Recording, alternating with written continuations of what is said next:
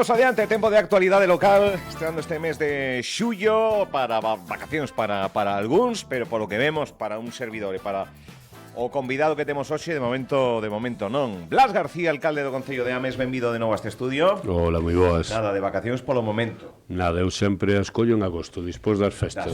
Así que acaba a festa da Peregrina, así que acaben as festas da Peregrina, toca descansar, ademais 10 días de festa seguidos así que vamos a ter, pois toca descansar. Cando se presenta un pouco a programación a nivel xeral? Xa se presentou o Millarroc outro día? Estamos seguramente para a semana.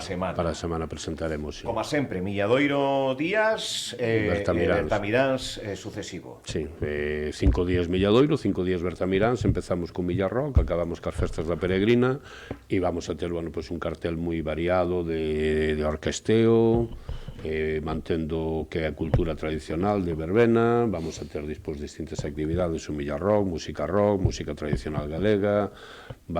Seguimos mantendo o festival emerxente con música, con xente moza que necesita un espacio para poder actuar, ademais, pois, con música urbana, enfocada ese tipo de música, donde, ademais, bueno, pois, o ano pasado celebrámoslo por primeira vez e dous dos rapaces que participaron ali, pois, un Comojo está en Madrid xa sacando un disco, e MRT Manu, que é un rapaz de Milladoiro, pois tamén ganou pouco despois un festival en Estepona e está rulando ahora por toda España, non? Co cal, bueno, parece que foi un espaldarazo importante e este ano vamos a seguir apostando igual. Por certo, que hai un espazo que chama Factoría que tamén precisa unha axuda para este tipo de artistas, grupos que buscan un espazo para tocar e para ensaiar e demais. Sí, é un espazo que temos xa fai un tempo en Biduído, ao lado cerca de Milladoiro, e onde ali diversos grupos pois ensayan, grupos de todas as cidades, ademais.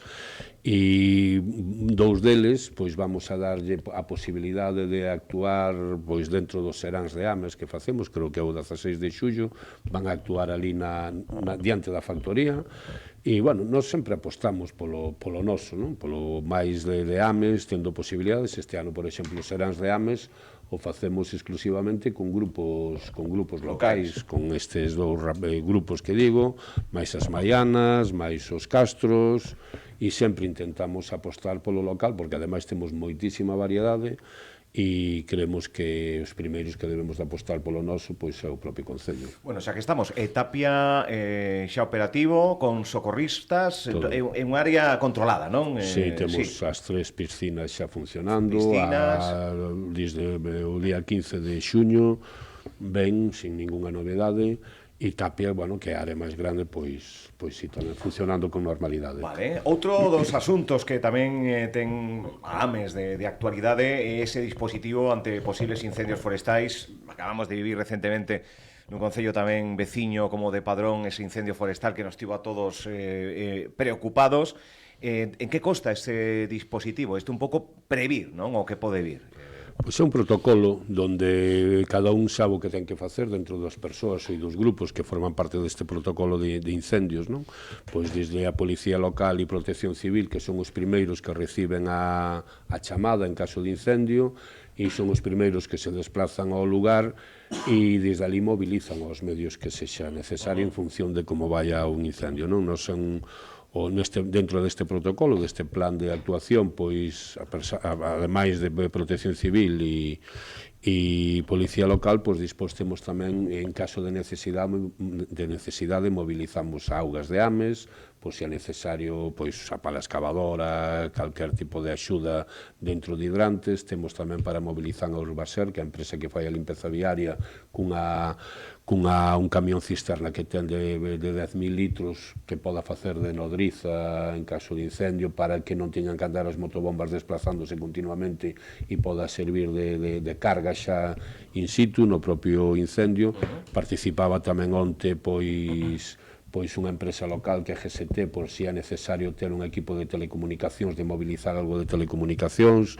Tamén forma parte pois autobuses, empresas de autobuses, tanto Rías Baixas como autobuses Costa, por si houbera que evacuar algunha zona e houbera que poñer autobuses. Está a concelleira, bueno, o concelleiro de Obras, concelleiro de Seguridade, a concelleira de Deportes e de Promoción da Saúde, por si é necesario poñer algún pabillón a disposición pois de calquer veciño veciño que haxa que evacuar ou parroquia ou aldea, ou incluso para a UME, como temos feito noutras ocasións. Bueno, é un dispositivo, nese protocolo temos todo xa, temos todo como actuar, a quen avisar, os teléfonos de todo o mundo, non? E, bueno, decir que afortunadamente, eu dicía onte ali, que afortunadamente solo nos reunimos unha vez ao ano para iniciar o proceso, non? Fora dai, pois, levamos nos últimos anos, a verdade, Ames e toco madeira, tuvemos moita sorte porque non tuvemos incendios graves nin incendios de importancia, non? Co cal, bueno, pois, isto non quere dicir que os poda haber en calquer momento, porque, ademais, co cambio climático que temos e tal como está o monte, pois pode pasar en calquer momento. Tamén hai unha, aparte dese dispositivo, un pouco de prevención, non? A plantación, que tamén... Sí, nos desde fai 8 anos, bueno, 8 anos non fai máis, pero levamos 8 anos que estamos facendo un plan de prevención municipal. Sí. Un plan de prevención, ademais, que é moi fácil, que facemos nós solos, o Concello, coa axuda neste caso dos veciños e das veciñas onde actuamos, e que ademais é un plan que está, bueno, está contrastado cos datos que están aí, que calquera pode ver, e un plan incluso que está recoñecido pola Unión Europea como unha boa práctica de actuación diante dos incendios forestais. E é moi sinxelo, nós simplemente temos detectados aqueles núcleos rurais que son máis perigosos ou que tiñan máis risco de incendio en función dos incendios dos últimos anos, os detectamos, os marcamos, os temos definidos por prioridades e empezamos a actuar en cada un deles. Levamos 8 anos actuando nestes núcleos rurais e o que facemos é unha limpeza das franxas de protección dos 50 metros que hai alrededor de cada núcleo rural, pois falando cos propietarios que cortan a pino, a acacia... Que actúen como corta-lume. Sí, cortamos nós, non? Nos cortamos nós cunha axuda deles, o sea, eles nos autorizan a nós, cortamos, lle damos a madeira e nos plantámoslle, subvencionado con eles, 80-20, e plantamos especies, pois non pirófitas, especies que frenan o lume, non? Carballo, castaño, cerdeira, que ademais lle podan dar, a medio plazo lle podan dar un beneficio económico, pois que podan vender a froito ou a leña, non? E a verdade está aí, levamos plantadas, eu creo que máis de 6.000 especies arbóreas nestes 8 anos, bueno, 8 contando este, que ainda vamos a empezalo, e creo que é un plan que está contrastado. Nos, ademais, este plan que temos, xa pasamos informamos á Xunta de Galicia, informamos ao Ministerio tamén, por si algún día o queren coller e facer, bueno, un proxecto piloto en algún lado. Copialo ou adaptalo. Pois, sí, ademais, bueno, acórdome incluso que este proxecto, ao pouco de empezar a andar con el, foran cando houbera uns incendios moi graves en Portugal, en Petrograo, Leiría, e viñeran moitos alcaldes portugueses a ver o proceso, o sistema que tiñamos nós que estábamos facendo en Ames. Bueno, non só enriquece de árbores o municipios, sino que sirven para previr, non? Que do que tanto se fala habitualmente da necesidade de previr do cuidado do monte por un lado, das institucións tamén poñéndose as pilas en dispositivos como, por exemplo, o que xa ten disposto o Concello de Ames, e tamén, por outro lado, cando chega o verán, o decía, o cambio climático, agora falamos de altas temperaturas baixas, pero de olas de calor, que isto é algo que últimamente están sendo máis habituais, con alertas vermellas, incluso na nosa comunidade, en puntos concretos, ás veces prácticamente en toda a nosa terra. Plan de emerxencia que tamén o Concello de Ames ten contra as posibles secas que poda haber. Sí, nos gusta facer prevención e estar preparados polo que poda pasar, non? É certo, ademais, que, bueno, aquelas persoas que queiran negar un cambio climático non viven na realidade, non? E o podemos ver este ano, agora mesmo, non? Que levamos máis dun mes con altas temperaturas, cando non é o habitual. E, como decías, pois con alertas vermellas, naranxas, nalgúns casos, e afectándonos directamente, con temperaturas nalgúns días de casi 40 grados, 30 e pico, e que, ademais, bueno, pois este fin de semana parece ser que vamos a volver a ter altas temperaturas. Pero, claro, o problema é que a xente non entende que, e o digo por cercanía, porque me pasa a min no meu entorno moitas veces, non entende que tuvemos 50 días onde estuvo chovendo constantemente, todos os días, estamos en Galicia, choveu 50 días e agora que teñamos falta de auga. Pero a realidade é esa. A realidade é esa. Estes 50 días que choveu constantemente, que parece que nos sobraba agua por todos os lados... 50 ou 2000, choveu moito, Pero agora, eu, pois, fai uns días que estuvemos en Ponte Maceira, me asustei cando vin o caudal, o nivel do río en Ponte Maceira, porque estamos en niveles do mes de agosto de outros anos xa, non? E nós facemos medicións na captación que temos no río Tambre e temos unha das captacións que está a lámina de agua 5 centímetros por riba, que eso nos pasa en agosto e nos pasou en momentos de moita seca. Agora mesmo estamos nun momento complicado que temos que empezar a tomar medidas agora mesmo xa para previr despois a finais de agosto no mes de setembro, porque se isto siga así, en setembro vamos a ter moitas dificultades. Por eso nós, a maiores, preparamos este plan de seca pois polo que poda pasar en calquera parroquia do Concello que non ten auga municipal, que teñen, eles se sirven de captacións propias, que podan quedar sin auga, que podamos ter calquer tipo de problema, e aí temos protocolarizado todo o que vamos a facer e como vamos a actuar en caso de que pase eso. Bueno, outro dos temas que tamén, evidentemente, está tristemente de actualidade, sabemos que Ames, Santiago, outros concellos, pois acollen a unha importante cantidade de veciños e veciñas de Venezuela, traxedia, pasan os días, isto non vai se solucionar nunha semana, nun mes, unha traxedia impresionante, e tamén como pode contribuir, como está contribuindo o Concello de Ames a botar unha man a todo isto. A ver, a min é algo que me preocupa moito e, bueno, desde o primeiro momento que me enterei que houve estes dous terremotos, pois, bueno, intentamos actuar, pois, primeiro apoiando e intentando animar a aqueles veciños de Ames que teñen familia en Venezuela, que son venezolanos, ademais, bueno, pois é a colonia máis grande que temos no noso concello. De Venezuela, sí. Sí, de migrantes, non? E poñernos á súa disposición. O problema primeiro que tiñan era que moitos deles non eran capaces de contactar con familiares ou amigos que tiñan ali, non? E é moi triste, bueno, eu acórdome uns veces de Bertamiráns, dúas irmáns que viñeron que eran incapaces de contactar coa familia e como podíamos axudarlle. Bueno, pois intentamos axudarlle a través da información que tuvera a propia delegación de goberno ou o propio ministerio, non? E despois, bueno, falamos tamén de recoller materiais. Que pasa que eu, bueno, sempre digo que aquí temos que ter moito cuidado. A min me dá moitísimo medo todos estes grupos de persoas ou de asociacións que agora repentinamente se puxeron a recoller, bueno, distintos materiais sin saber exactamente cales son as necesidades que hai en Venezuela agora mesmo, non? Porque o problema destas catástrofes non é o inmediato, é o que vai a vir despois, porque o problema que vai a ter Venezuela, o terremoto xa houve, xa están desenterrando xente, falle falta moitas cousas de primeira necesidade, pero o problema van a ser os vindeiros meses.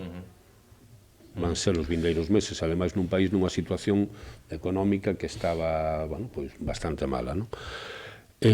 Nós, por exemplo, que estamos falando coa Asociación de Venezolanos que hai ali en Ames, en principio vamos a colaborar cedéndolle espacios municipais para que o que se acopie podamos guardalo ali. Solo vamos a ir de entrada, vamos a ir pedindo material médico. Vale, o sea, sanitario, solo medicinas...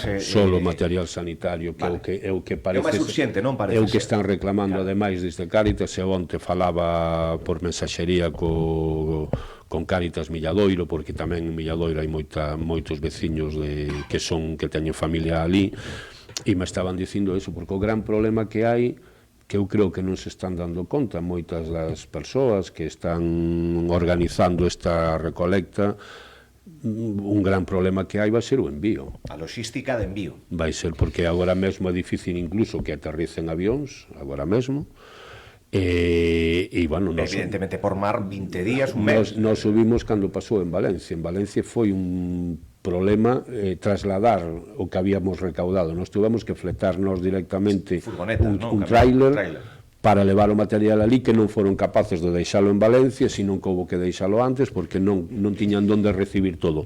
E aquí se complica infinitamente máis, non? Porque estamos falando dun país que hai que cruzar o charco, hai que mandalo en avión, e bueno, me imagino que en algún momento nos falamos ca FEGAN ao principio, como se podía articular isto, e isto ten que articular algo despois pois o propio goberno do Estado ou a propia Xunta de Galicia de fletar avións para levar todo o que haxa ali, pero bueno, o problema non é, eu creo que ás veces temos que concienciarnos de non é no inmediato, vamos xa a recoller cousas sin saber realmente o que se necesita e ir almacenando, ¿no? Porque despois sabemos o que pasa, se iso non podes trasladar sabemos que é un problema e a xente o fai de boa vontade, está claro.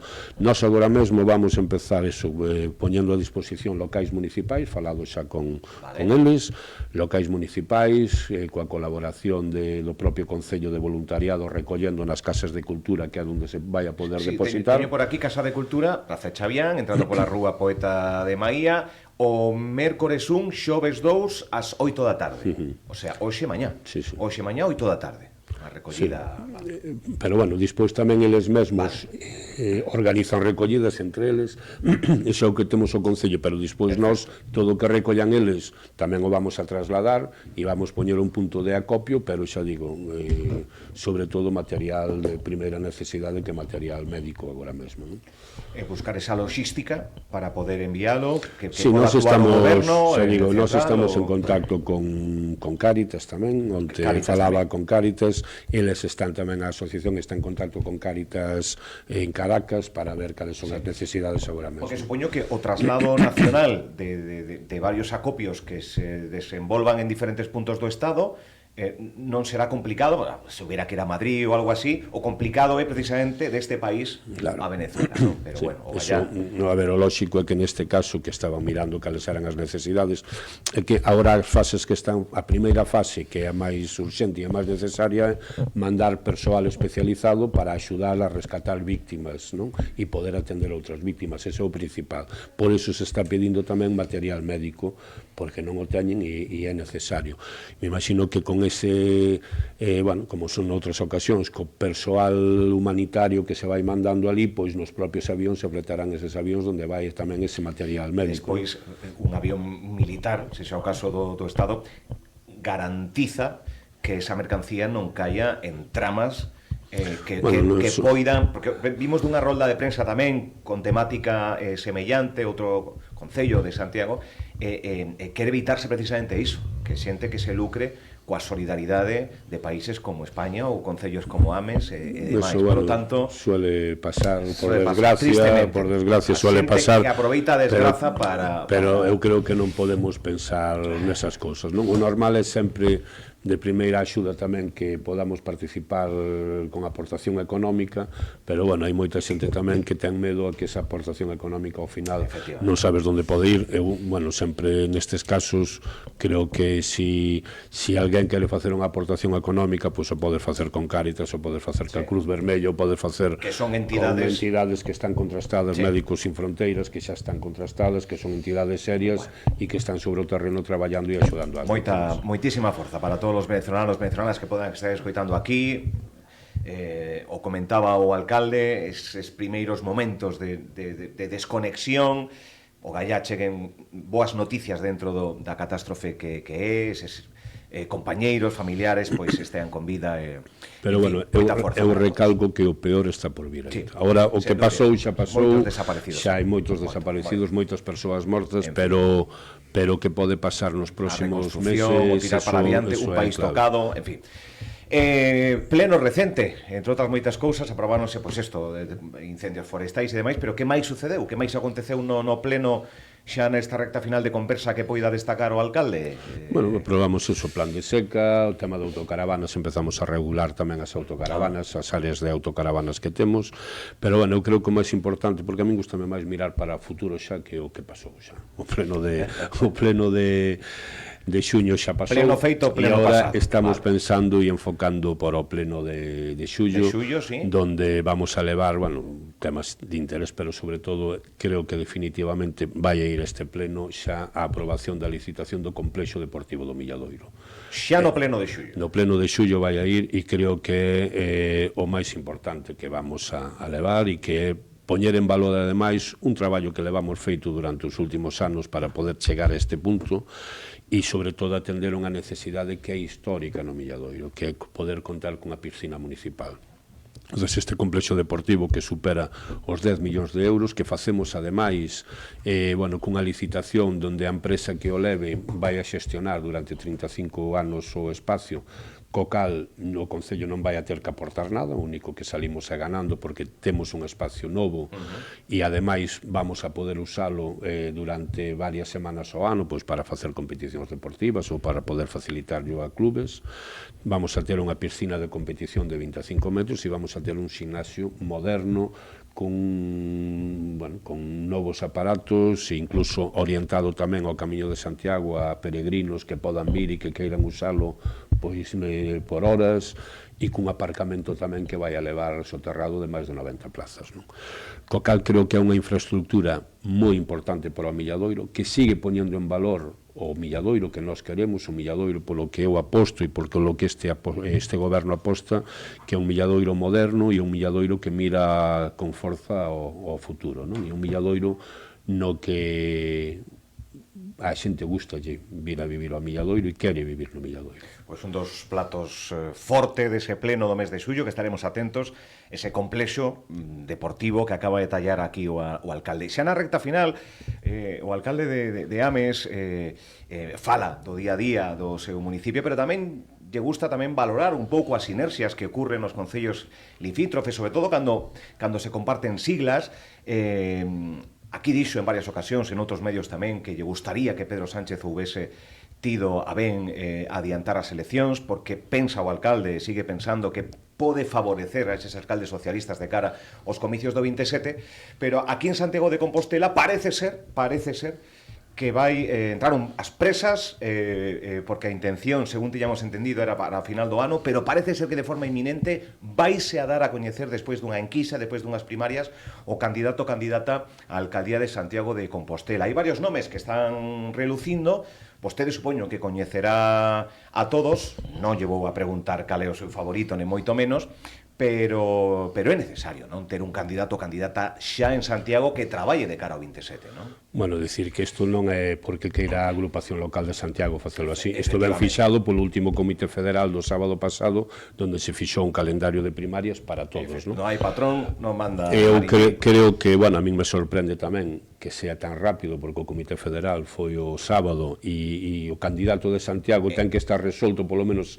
saber quen é, que se ten que presentar entre hoxe e mañán e o 3 se decide, non? Se decide, se sabe quen son e despois se decide en votación se hai máis dun candidato ou candidata. Eu co de Santiago xa teño falado moito dele, incluso me teño metido en algún lío porque coñezo tanto dun bando como do outro e sigo mantendo o mismo. Eu creo que foi un error o que se fixo en Santiago e aí está, non? Agora sabemos que Mercedes Rosón vai a ser candidata por un partido independente co resto dos compañeiros e compañeiras que expulsamos do partido e eu son sempre dos que di que a unión fai a forza e neste caso ir divididos por un lado coa situación política que hai en España que temos que recoñecer que o Partido Socialista non nos beneficia nada. Pois eso sin duda non é bo. Quen sexa o candidato ou candidata que o decidan os militantes con sentidiño, eu como os coñezo a Marta, a Pedro, a Patricia, a Miñones, a todos os que están aí na palestra, pois espero que decidan con sentido, pero eu sempre vou dicir unha cousa. Eu tuve un xefe cando entrei no Partido Socialista a traballar, que era Antón Louro, que finou ademais fai uns meses, era un home moi sensato, moi cabal, que cando había un proceso electoral e había que elexer candidatos nas municipais, sobre todo, el sempre dicía que hai que nomear o que quere ser, porque vai a ir con ilusión. Se nomeas a alguén que non ten ganas de ser candidato, entonces xa mal vamos. Creo que se me entende perfectamente. Pois sí. De todas formas, eu creo que o candidato debería de ser a persoa que montou todo este follón en Santiago. Porque unha vez que montou o follón, debería de dar a cara e asumir a súa responsabilidade indo de número 1 no Partido Socialista en Santiago. Debía de asumir a súa responsabilidade. Debería ir de candidato. Foi o secretario xeral e foi o que permiteu que pasase todo isto baixo o seu mandato. Co cal, tiña que asumir agora a súa responsabilidade. pois unha reflexión que tamén apunta como socialista e veciño o alcalde de Ames, Plas García, nestes últimos minutos. Graciñas por vir e nada, vémonos pois iso, na presentación das festas de Ames, onde estaremos presentes e seguramente que fagamos o último programa da tempada, como ven sendo xa a tradición dende o Concello de Ames, aproveitando as festas. Sabes que para nós é un placer recibirvos sempre. Graciñas, alcalde, grazas.